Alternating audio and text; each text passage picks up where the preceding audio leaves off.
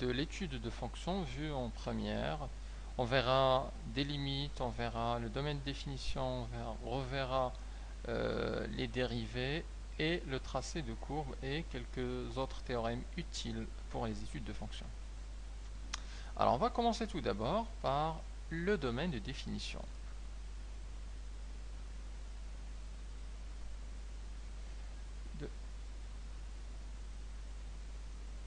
Définition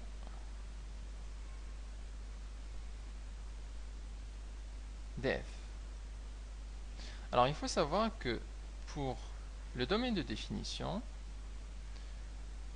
en fait on a trois cas qu'il faut connaître et savoir étudier chacun de son côté. Alors le cas général de domaine de définition, c'est le cas où on a df égale à r.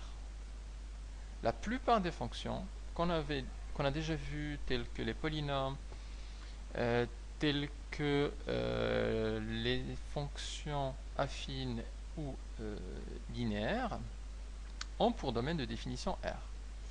Alors on verra ces trois cas particuliers où il faut faire attention. Alors le premier cas, c'est le cas où on a f sous forme de fraction. Je m'explique. C'est l'exemple type, c'est d'avoir f de x égale à 3x moins 5 divisé par 2 moins 3x. C'est une fonction sous forme de fraction. On a un numérateur et on a un dénominateur. Alors, que faut-il faire dans ce cas-là? Il faut savoir que le problème vient du dénominateur. Et en fait, le dénominateur de cette fonction ne doit jamais s'annuler. Donc on dira que le dénominateur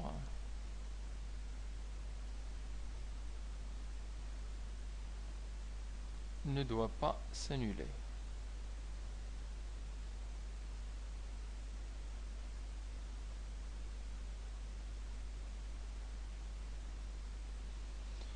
Et cette condition de non-annulation du dénominateur, en fait, elle va nous donner à résoudre une équation.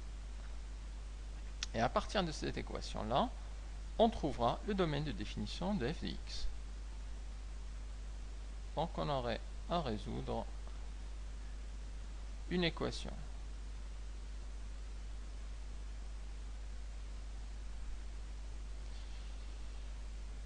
Je détaillerai un petit peu plus cette partie-là une fois qu'on aurait vu les deux autres.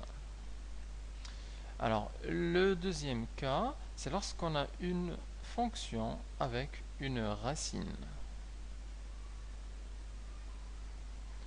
Et là, on fera attention à deux choses, puisqu'on a les racines carrées, déjà vues en première, et on a aussi cette année les racines énièmes, c'est-à-dire la racine troisième, la racine quatrième, la racine cinquième, la racine sixième, dixième, etc.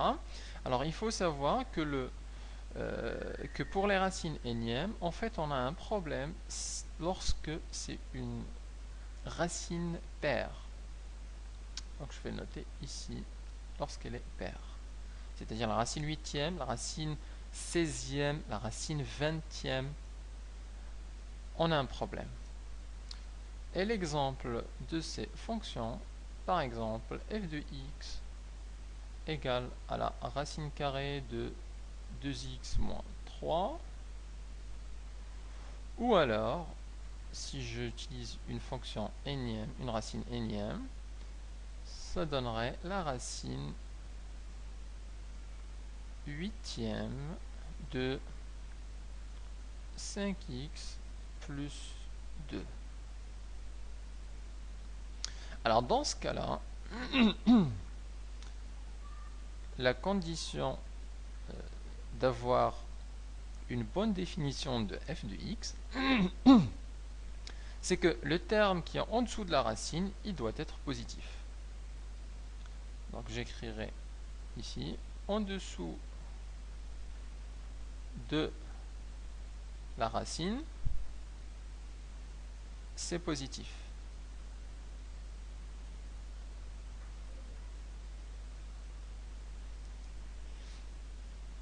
Et ce qui va nous donner à résoudre une inéquation.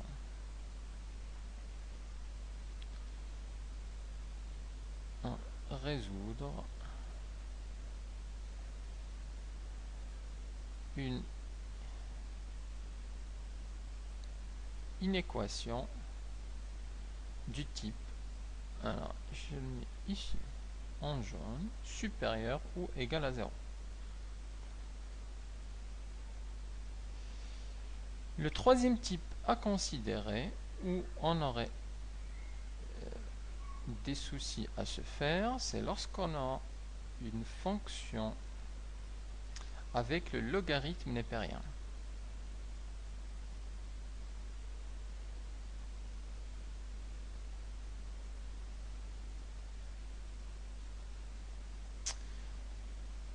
Qu'on écrit ln de entre parenthèses.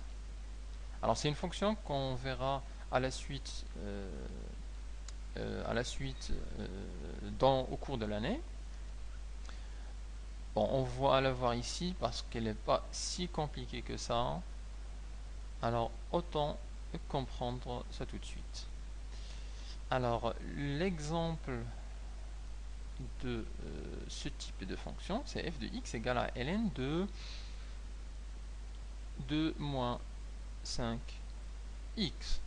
C'est-à-dire avec un ln, ensuite entre parenthèses une fonction. Alors la condition pour avoir une bonne définition de cette fonction, c'est que le terme qui est entre les parenthèses, il doit être strictement positif. Donc je dirais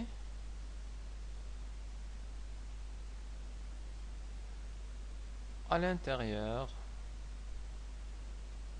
des parenthèses, c'est strictement positif.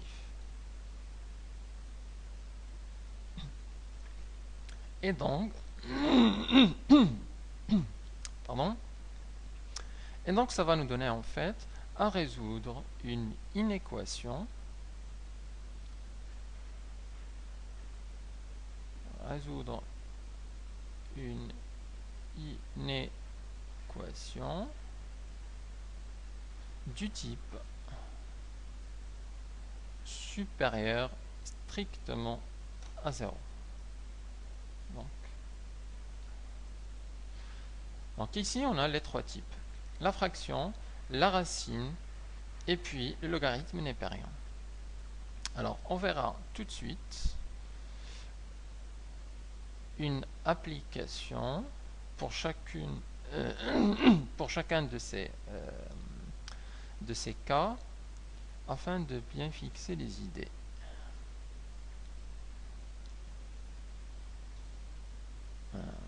Je partage ça et on prend le premier exemple de f de x sous forme de fraction. Donc je peux prendre ce même cas, donc 3x moins 5 divisé par 2 moins 3x. Donc en fait on résout l'équation du dénominateur. En fait on prend le dénominateur et on résout l'équation. Donc on écrit 2 moins 3x égale 0. L'équation du premier ordre, on passe le 3x de l'autre côté et ensuite on passe le 3, ça nous donne x égale à 2 sur 3. Ce qui veut dire que la solution de cette équation là, c'est x égale à 2 sur 3. En d'autres termes, ça veut dire que le dénominateur, il va s'annuler lorsqu'on aurait x égale à 2 sur 3. Alors, On peut alors écrire df comme étant tous les nombres réels, sauf le point 2 sur 3.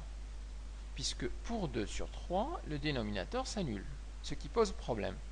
Donc on dit que df c'est R privé du point 2 sur 3. On peut aussi écrire ce df d'une autre façon.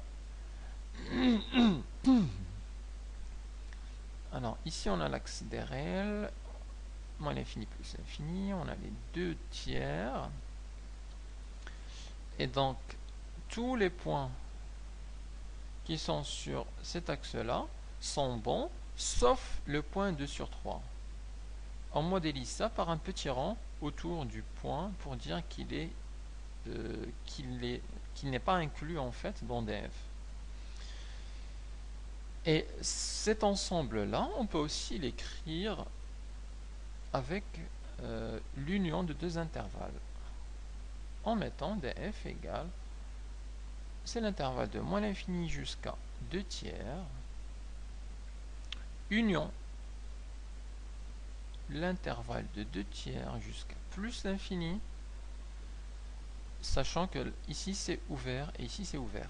C'est-à-dire que le 2 tiers n'appartient ni à cet intervalle-là, ni à cet intervalle-là. Donc il est en fait exclu.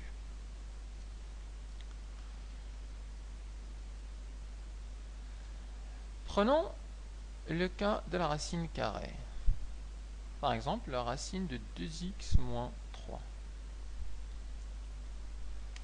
Alors, f de x égale à racine de 2x moins 3. Alors, on a dit qu'il faut résoudre une inéquation et ce qui est en dessous de la racine doit être positif. Alors, l'inéquation va être 2x moins 3 supérieur ou égal à 0. Une inéquation du premier ordre, facile à résoudre, donc 2x supérieur à 3, je passe le 2 de l'autre côté, ça nous donne x supérieur à 3 demi.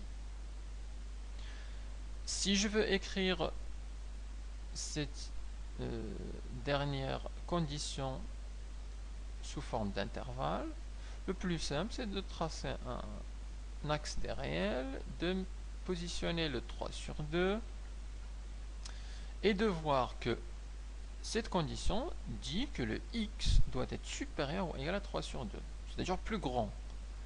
Donc en fait les x qu'on va prendre, c'est les x qui sont plus grands que 3 sur 2. On prendra 10, on prendra 100, 1000, 1 milliard, etc.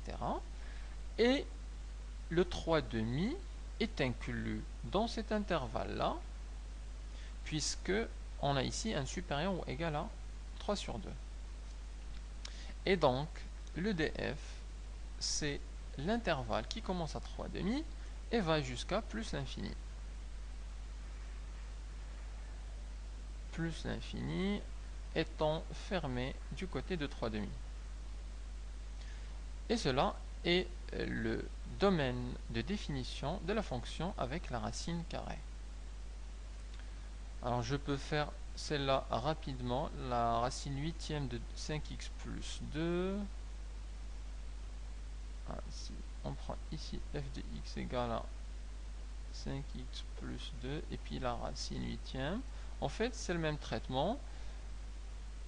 L'inéquation, c'est 5x plus 2 supérieur ou égal à 0, qui donne x supérieur ou égal, donc ça va devenir moins 2.